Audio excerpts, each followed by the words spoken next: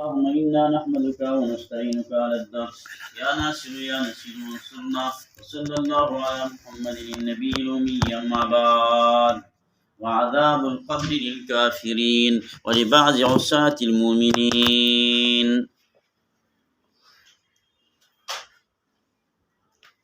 دا مشهور ٹیشن دے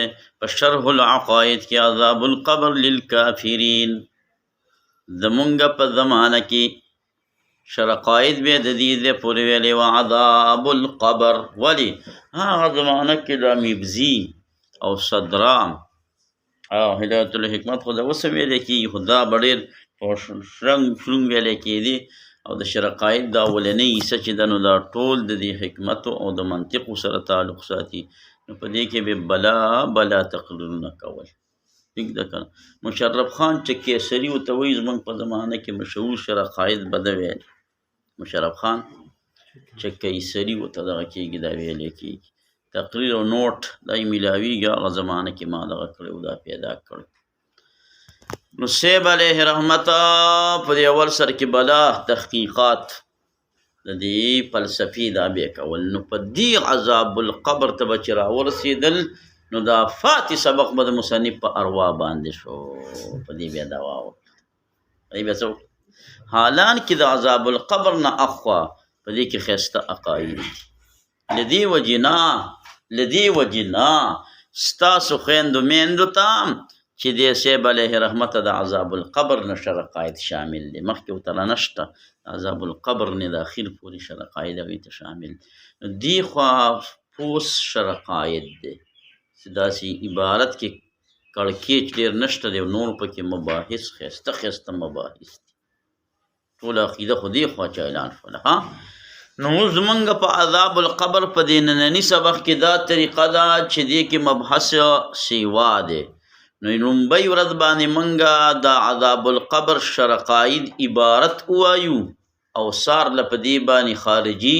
تحقیقات کو بتوفیق الله عز وجل. نو راځه نن به صرف عبارت لګو د خیر سره. صرف دا یو ټکی ځکه چې عذاب څه ته وایي.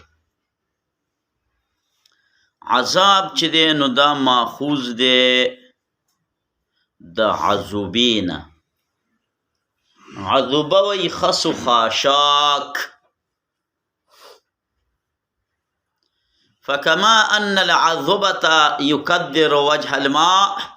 فكذلك العذاب يكدر عيش الإنسان. خس و خاشاک دا مخ د اوبو خرابوي. ښایسته مزیدار شربت وکړه، خضرې مزرې پې د پاسه واچوه او یا دا وڅکه نو خوند به ورله ور لشي مشي پکې واچوه نو خوند به ورله ور نکي. نو فکما ان العذوبة يكدر وجه الماء فكذلك العذاب يكدر عيش الانسان. دویم دا دی چې دا عذاب چې دی نو دا ماخوذ دی د عذب نه. عذب ویلی کېږي خوږوالي ته. هذا عذب فرات. نو عذاب ته عذاب ولي وایي؟ وایي دام خوږ دی. عذاب تریخ دی لکه که خوږ دی؟ نه خوږ دی. عذاب څه دی؟ خوږ دی. خوږ او خوږ لګي په موږ باندې، خو چې په امریکې باندې مسلط وي. په چا مسلط وي؟ امریکې. عوامو ته امیریکا وایي. توبه ډېرې مینې نه امیریکا. نو په یهودو باندې او په نسواراو باندې چې ګړزېږي نو خوند کوي. نو دا عذب خوږوالي ته وایي. لأنه یعذب العدو، دشمن خوشحالوي خوږوي. چې په چا عذاب وي نو هغه دشمن ورباندې څه وي؟ هغه زړه پې خوږ وي. دریم دا دی چې دا عذاب دا ماخوذه دی له چا نه؟ عذاب به معنی منع د دې نه ماخوذ دی. عذبته ای روعته ومنعته، ما دې ویرا او منع مې کو. نو عذاب ته عذاب ده کوي چې دام خلق ویروي له ارتکاب له معاصیونه. ارتکاب ده معاصي. او په اصطلاح کې عذاب څه ته ویل کېږي؟ ایصال الالم الى الحیوان، درد رسیدل حیوان ته. ایصال الالم الى الحیوان، یو ژوندي شي ته درد رسیدل. خو دا قید کې وسوري دا ټیک دی بقصد الاضرار، ستا نیت هم هغه ته د ضرر وي، ستا نیت هم هغه ته د ضرر وي. فکر دې راغلی زمونږ سره یو ملګری هغه به د بل ملګري سره چې میلاو شو یو ځای نه به یې ونیولو هغه نه به یې ټنټارې ویسي چغې به یې تېوي نو څه عذاب خو له نه ورکوه بطریق ایصال الالم به ورته کوه خو بقصد الاضرار به نه و.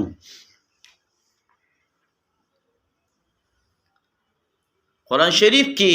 20 قسمه عذاب راغلی دی. تاسو قرآن شریف سره مهارت لرئ. ګوره یو ناشنا نکته دا وره صفات قلوب الکفار پکې 20 دي. ختم الله، طبع الله، بل رانا. یعنی نو د دې قلوب زړونه د دې فی اکنه په فردو کې دي، فی غفلت په زړونو کې دي، زړونه یې ړانده دي. د قرآن شریف کې صفات قلوب الکفار 20 دي او عذابونه هم 20 دي. نو تلک بتلک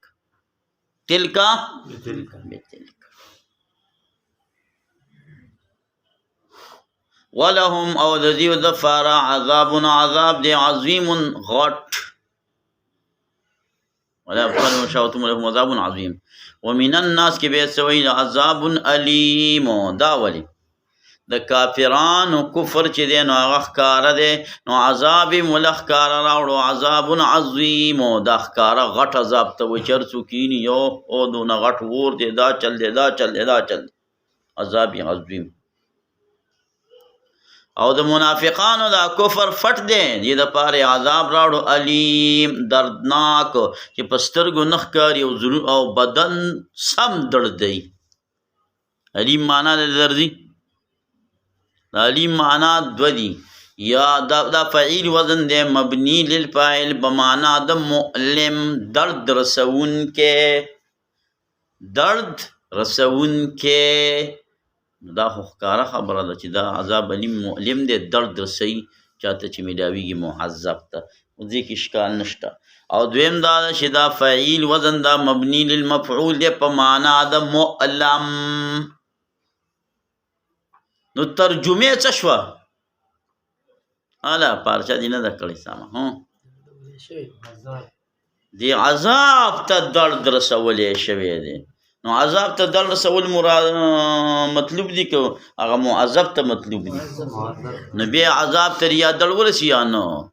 وایي د دې مثال دا دی چې هلکه صاحب علیه رحمته دې انګریز ته تاو شو چې غپ سوک وله ورکې. ولې وایي یو لاس مې وایي دغه شو، یا وله څپېړه ورکې نو لاس مې وسو بیا چرکې نو ستا په څپېړه ستا لاس وسو نو په ما ظنک بوجهه چې د هغه مخ به څنګه شوی وي چې دا عذاب مؤلم دی، دی عذاب ته درد میلاویږي نو هغه به څوم دی. لکه د چا سر له ګټه راخلاصه کړي او ګټه ورباندې دوه ځای کړي نو چې ګټې ته درد دومره ورسېدو چې هغه ټینګه نه شوه په من دوه شوه نو هغه سر به څنګه وي؟ هغه خخته چې په من دوه شوه نو هغه کم سر له چې د راخلاصه کړی و هغه سر ته پوس هم وکړه چې هغه به څنګه د علیم په معنا د مؤلم دا شو. قرآن شریف هم یاد شو، قرآن شریف هم یاد شو. به هر حال دی کې بیا خبر رانه اوږده کېږي، ما خو ویلو چې بحث پکې نه کوم، خو زه بیا هم وعذاب القبر او عذاب قبر چې دی عذاب قبر، قبر معنی برزخ، قبر معنی سره برزخ، د دې دنیا او د دې آخرت د دواړو ترمنځ چې کوم حالت یو من ورائهم برزخ الى یوم یبعثون، دغې برزخ ته قبر. عذاب القبر په قبر کې وي که څوک د حیوان په خېټه کې هغه خېټه کې ورته وي، که څوک په هوا الوتلی او په هوا یې په جاس کې پرزې پرتې وي په هغې کې وي، که چا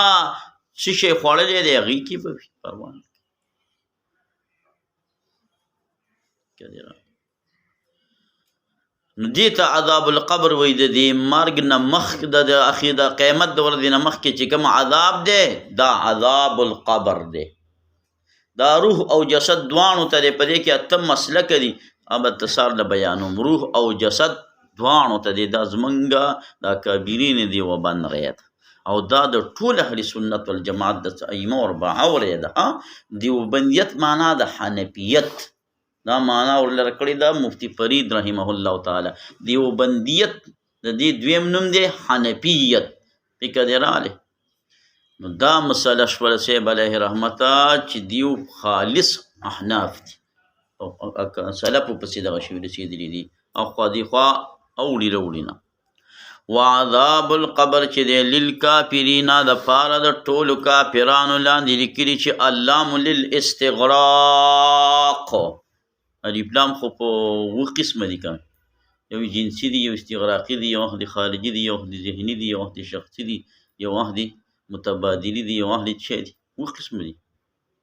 څلور قسمه دي خدای بندګان نور پکې نشته دی. نور که پکې وباسي دا بداغت دی. عهد ذهني کوم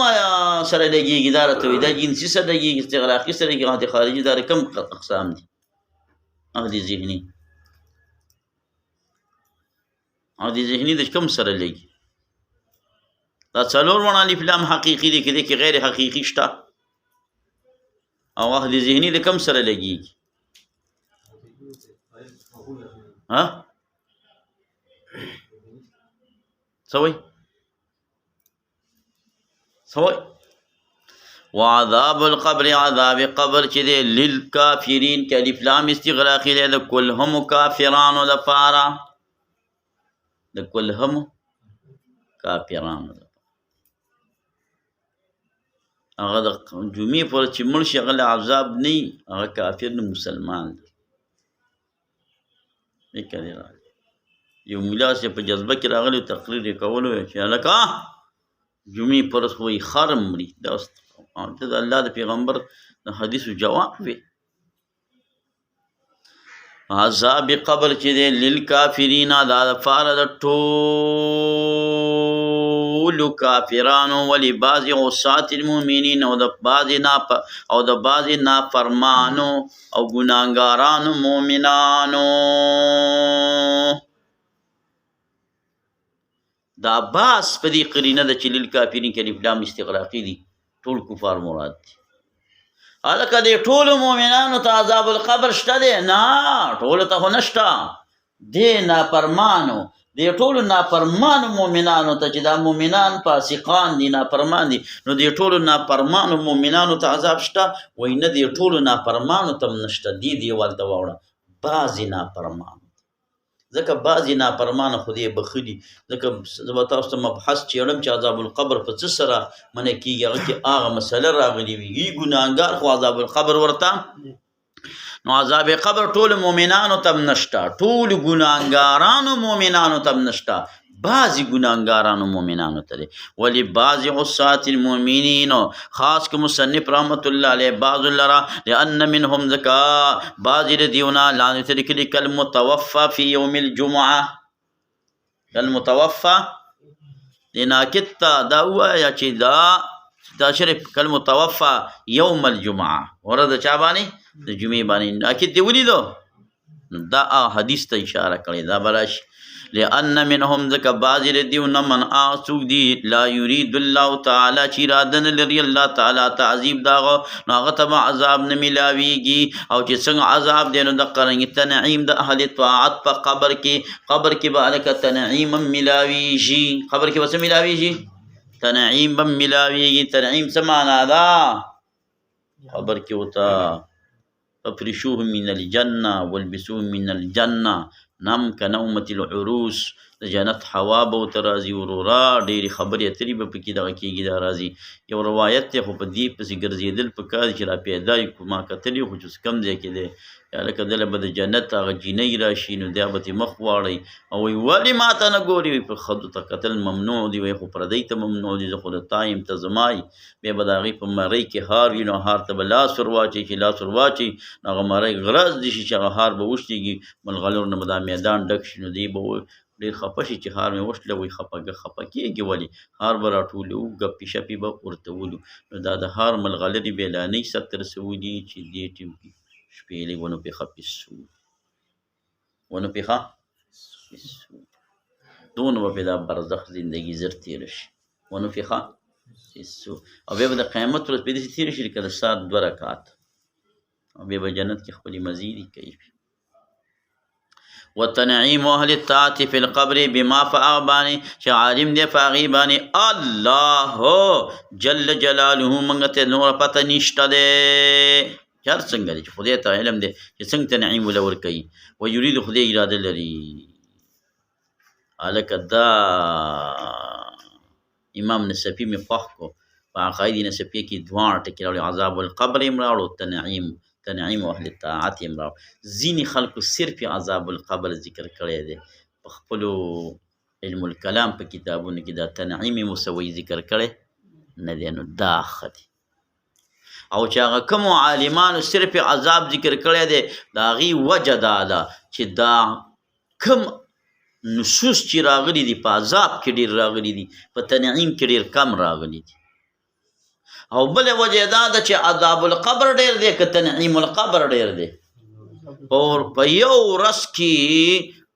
ډېر کفار مري یو لږ مسلمانان مري مسلمانان ډېر کم په نسبت د کافران او بیا په مسلمانانو کې هر مسلمان ته تنعیم نه بعضو ته تنعیم او بعضو ته نو عذاب القبر والا ډېر شو او د تنعیم القبر والا په وړو کې مالګې شو نو دا یې ځکه نه د ذکر کړی په وړو کې مالګې څوک ذکر کوي هلکه به دا قلفي کې څه پراته دي مالګه ورته څوک نه وایي څه پکې پراته دي اوړه داسې هم څوک نه وایي چې په دې قلفي کې څه پراته دي اوړه او مالګه اوس څوک یادوي نه ګینې مالګه خو هم پکې ده که دا مثلا وهذا اولا او دا تعذیب او دا تنعیم چې دا دواړه ذکر کړه دا ډېر اولا دي مما دا هغې نه چې واقع شوي دي په عامت الکتب کې من الاختصار د کوتاوالي نه په اثبات د عذاب القبر باندې نه په تنعیم باندې بنا د وجې د بنا نه په دې خبره باندې چې نصوص وارده فيه په دې کې اکثرو دي وعلا په دې باندې چې عام اهل قبور چې دي کفار دي او عصاد دي نو تعذیب په ذکر کولو سره اجدرو معنی ډېر لایق دی جدیر هم لایق ته وي خو اجدر ډېر لایق ته وایي چې د جدیر ټکي مې اورېدلی دی وهو بمن جاء به جدیر نفت العرب ته لاړم هغه اولنۍ صفحې ته اولنۍ یا لکه سوال د منکر او د نکیر پکې شته وایي خود پکې شته منکر و نکیر ناشنا ملائک دي ناشنا پولیسانو سبا دي ته وایي هغه راشي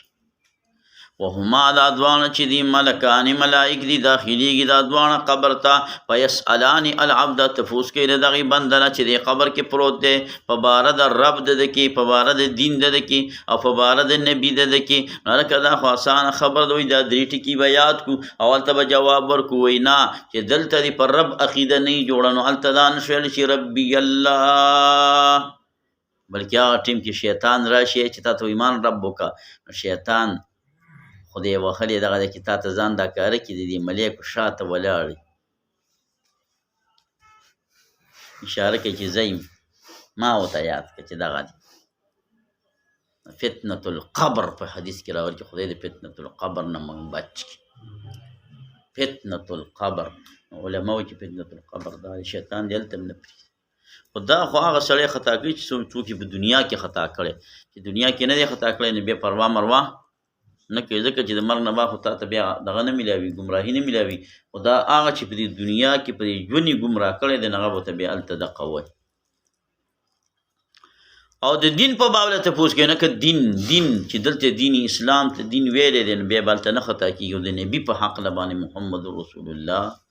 صلی الله علیه وسلم. زمونږ یو استاد محترم به دا ویلي چې یو طالب العلم چې دی هغه طالبي وکړل او بیا مدرس هم شو. وروره په دې طالبۍ کې هغه ډېر وخت هغه په دا تېر دا ځینې طالب ډېر هغه وایي که نه کتابونه نه راپاڅېږي بس بار بار مکرر یې وایي چې هغه کله وپاس شو نو هغه ته وایي من ربک هغه ورته په بریتانو ګوته وایي من ربک ملایکو خو خدای پاک ته چې دا خو چې موږ ورته وایي چې من ربک دی په بریتانو ګوته وایي دا وایي چې په دې رب کې خو ګیر او برید ما سپین کړه تاسو راوباستئ ځکه دی په مکاشفه باندې دا ځینې خبرې کېږي مکاشفه باندې د دغه کې ډېر عظیم بحث په دې دویمه سپاره کې دی کړی دا ذکر کړی دی په دې څه ورته ویلی کېږي لکه ګلدستې تفاسیر کې نو امام غزالی رحمت الله علیه دې په مکاشفه باندې چا ولیو چې د ده نه ملایکو تپوس وکړو من ربک نو دې ورته وویلې ویلې تاسو له کوم ځای نه راغلي نو هغوی کوم اسمان یاد کړه چې راغلی دغه ځای نه دې ځای پورې څومره مزل او دومره مزل دی تاسو دونه مزل وکړو ستاسو نه رب نه دی هېر شوی او زه یو ګز لاندې راکوز شوم زما نه به رب هېر شوی په دنیا کې چې دې خواري وکړله بیا به هلته مزې کړي رب عقیده ساده شي ځکه ستا نه تپوس دا نه کوي چې صیغه د څه وه رب تربیت دله چا کوه وعن دین وعن نبیه صلی الله علیه وسلم قال سید ابو الشجاع ان للصبیان بېشکه د ماشومانو دپاره سوال شته دی د ورکوټي حتی الرزیق او دارنګې د انبیاو دپاره هم شته دی د هغې نه د تبلیغ او د وعظ تپوس کېږي علیهم السلام عند البعض په نزد د بعض باندې نو سوال د منکر او د نکیر ثابتون دا ثابت دی دارنګې عذاب القبر چې دی او سوال د منکر او د نکیر چې دی او تنیم القبر ثابتون دا ثابت دی کل من هذه الامور بالدلائل السمعیة په دلائل السمعیه او سرا لأن امور ځکه دا امور دي ممکن دي خبر ورکړی دی په دې باندې صادق علامه بنا په هغه باندې چې ګویا نه دي په دې باندې نصوص قال الله تعالی النار اور یوردون پیش کولی بشي علیها په آل فرعون باندې غدوا وعشیا سبا او بیګا هلکه دا اوس د دنیا والا اور دی وایي د دنیا هغه خو نه دی دنیا کې خو په هغې باندې سبا او بیګا اور پیش شوی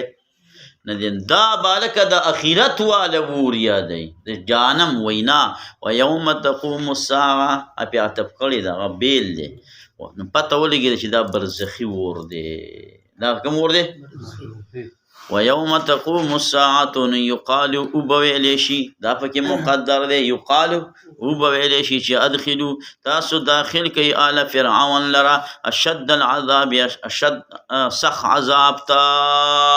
تاسو داخل کوي فرعون لره که آل فرعون لره جواب راکا جاءنی راغلی زما ما لره غلام زید غلام د زید نو زید راغلی که غلام راغلی زید راغلی دی زید که راغلی او که نه راغلی دا کلام د دې زید د راتلو د نه راتلو نه ساکت دی مقصود په مضاف الیه کې مضافي مختصر معنی کې دی ویل نو آل فرعون داخل کوي فرعون نه نو هغه شیخ ابن العربي صاحب وایي چې هغه ایمان راوړ ما ته قصه کړې چې بل مولي صاحب وایي چې هغه ایمان راوړ نه جواب دا دی بعضې مفسرین څه دا خیال لګوي ادخلو تاسو داخل کوي آل فرعون مع الفرعون مونږ ویلي مولي صاحب آل او اهل کې دیارلس فرق دی د سلم په شرحه کې مونږ ویلي دیارلس فرق پکې یو فرق دا دی چې مدخول د اهل داخل نه په حکم د اهل کې او اکثر مدخول د آل داخل وي په حکم د آل کې نو آل د پاره مدخول سره فرعون دی نو چې د آل کوم حکم دی د فرعون هم هغه حکم شو وقال الله تعالی او فرمایلی دی الله تعالی اغرقو غرق شو څوک فرعونینو ادخلوا نارا پس داخل شو ورته پاد تاقی مع الوقت د غر کېدو سره فورن په دې بیان بیا اور لګېدلی پاد تاقی مع الوقت دا فورن چې دیو داخل کړی شوي دي دا کم ور دی جانم والا خو لا روس ترې دا دنیا دا برزخ والا دی وقال النبي صلی الله علیه وسلم استنزهوا تاسو ځان بچو ساتئ عن البول د بول نه فإن عامة عذاب القبر منه د بول نه ځان بچ ساتئ او یو د امامانو خاص کر د دې په خدمت اقدس کې دا درخواست دی چې تاسو کله بول وکئ بیا په اوبو استنجا وکئ نو هغې پسې فورا چاره دا مه کوئ دا ځان نه انسان خبر نه وي څاڅکي کېدنه وځي بیا اودس هم خلکو ته جمع وکړي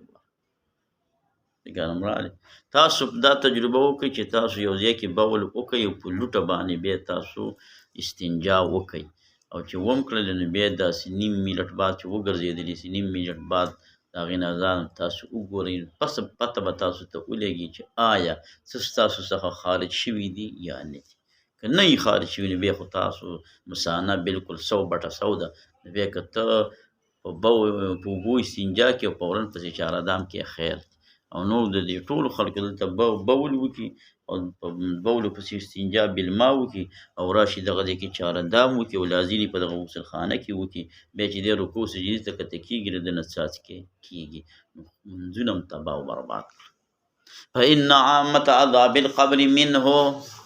فکر دی راله دا هغه مسله ده صاحب علیه رحمته چې منیا شریف کې ویلي چې والناس عنها غافلون خلک یې نه خبر باید په دې سوچ پکار دی وقال الله تبارک وتعالى يثبت الله الذين ثابتي الله کسان چې ایمان راوړي په قول ثابت باندې نازل شوی دی رسول الله فرمایي دا پس کې عذاب القبر کې اذا قيل لهم من ربك وما دينك ومن نبيك فيقول ربي الله وديني الاسلام ونبي محمد صلى الله عليه وسلم وقال عليه السلام اذا اخبر الميت کله چې قبر ته داخل شي مړی نو راشي دته ملکان اسودان ازرقان دنیا کې سوچ وکړه چې د چا سترګې شنې دي د هغه رنګ سپین وي ډېر ښایسته ښکاري خو تاسو به داسې انسان ونه ګورئ ګرځئ چې تور وي او سترګې شنې وي ځکه چې د کوم انسان رنګ تور وي او سترګې شنې وي نو د هغه نه یېره څه کېږي محسوسېږي یېره دې څه کېږي او دا تورې ملایکې دي او سترګې شنې دي ازرقان دي یقالو ویلی کېږي یو د دې دواړو ته منکر او بل ته نکیر او مسلمان له چې راځي نو مبشر او بشیر دي الى آخر الحدیث وقال علیه السلام قبر چې دی نو دا روضة یو باغیچه ده من ریاض الجنت او حفرة یا کند ده من حفر النار د کند د اور جانم نه وی بالجمله احادیث په دې معنا کې کومه معنا کې تنعیم او تعذیب کې او په ډېر د احوال د آخرت کې متواتره المعنا دي معنی تواتر ته رسېدلې ده اگر چې نه دي رسېدلي احاد د دې حد د تواتر ته او انکار کړی دی د عذاب القبر نه بعضې معتزله او دارنګې روافظو وی والي وی میت چې دی جماعت دی حیات نه لري او ادراک ولره نشته نو تعذیب محال دی چې ته په کار شو دا موبایل د دیوال نه ولي نو موبایل ته تکلیف ونه رسېدو دا د خیشکو نسوار دی زور به وروسته تاله درکوي زور به وروسته کوي په زور به یې وروسته پیش فکر لا ادراکه نو تعذیب د محال دی والجواب جواب دا دی چې انه یجوز بشک جایز دی چې پیدا کړي الله تعالی په ټولو اجزا یا په بعضو کې نوعا من الحیات یو نوع د حیات نه په اندازه هغه باندې چې مند کوي په دی علم العذاب درد عذاب یا لذت تنعیم یو نوع د حیات په پیدا کړي نوع بنګ د دې نوع قایل دې ته اشراف وای اشراف لکه وروسته به تاسو ته پته مدبونې کې دا ویم چې جامع الرموز را نقل کړی دی د اهل سنت والجماعت مسلک دی زموږ د دیوبند عالم دی چې دا بدن ته عذاب ملوي او روح ته ملوي خو د روح په دې بدن باندې پر ایښودی پر هغه فرد وجې نه د دې بدن د دې روح سره تعلق جوړ شي. لکه دنیا کې چې څنګه زمونږ سره د روح سره سره ملا صاحب د بدن تعلق د روح سره جوړ دی، هلته د دې روح سره د تعلق د بدن سره شي. دلته دنیا کې اولنی ټارګټ بدن دی، روح ثانیا او بالعرض دی، هغه ته بیا دغه وي دا تکلیف وي. او هلته روح اولا او بالذات دی او دا جسد ثانیا او بالعرض دی. نو روح او جسد دواړو ته عذاب دی او یا دواړو ته څه دی مولا صاحبه؟ تنعیم دی. نوعا من الحیات راشي په اندازه هغه باندې چې من د کیف دې باندې علم العذاب یا لذت د چا مولا صاحب د تنعیم، او دا مستلزم نه دی اعادي د روح لره الی بدنه. دا ضروري چې بدن ته روح راشي، اسی تعلق هم کافي دی. او نه دی له دا لازم دی چې حرکت وکړي او یا وخوځېږي یا ولیدلی شي اثر د عذاب علیه په دې باندې، حتی تر دې پورې چې غریق فی الماء، هغه ډوب کړی شی په اوبو کې او معقول په بطون د حیواناتو کې او سولی کړی شی په هوا کې عذاب ورته میلاویږي، اګر چې موږ خبرداره نه یي علیه په عذاب د ده باندې. او چا چې فکر وکړو په عجایب د ملک د الله پاک کې او د ملکوت دا مبالغه ده په ملک کې، او په غرایبو د قدرت د باري تعالی کې او د جبروت کې د صفاتو د الله تعالی کې، نو بعیده بنی مثل د دې فضلا دسې ته دا محال وي. دا وایي چې دا تعذیب د محال دی، محال نه چې بعید هم نه دی. الله قدرتونو ته که چا سوچو او چا فکر وکړو. واعلم اللهم ربنا وفي الله وقنا عذاب النار وادخلنا الجنة مع الابرار يا عزيز.